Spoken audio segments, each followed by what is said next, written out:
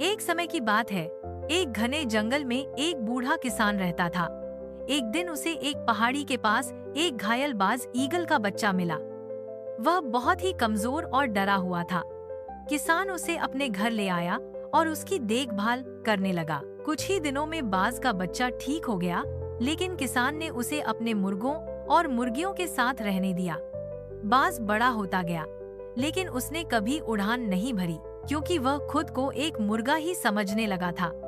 वह वही खाना खाता, जमीन पर ही चलता और कभी आसमान की ओर देखने की कोशिश भी नहीं करता। एक दिन एक यात्री उस किसान के घर आया। उसने बाज को देखा और चौंक गया।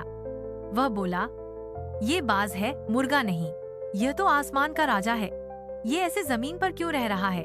किसान बोला, मैं जानता हूँ यह बाज है, लेकिन अब यह उड़ नहीं सकता। यह खुद को मुर्गा समझने लगा है। यात्री ने कहा, नहीं, मैं इसे इसकी असली पहचान दिलाऊंगा।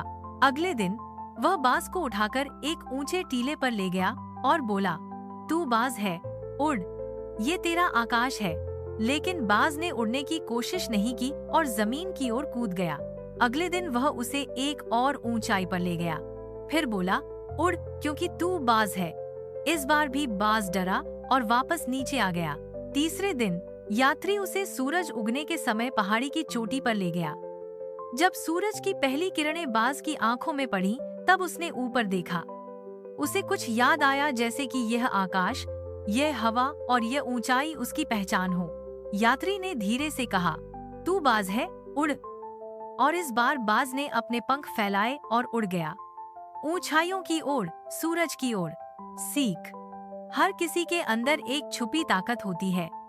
अगर हम खुद को पहचानें और डर को पीछे छोड़ दें, तो हम भी ऊंचाइयों तक उड़ सकते हैं।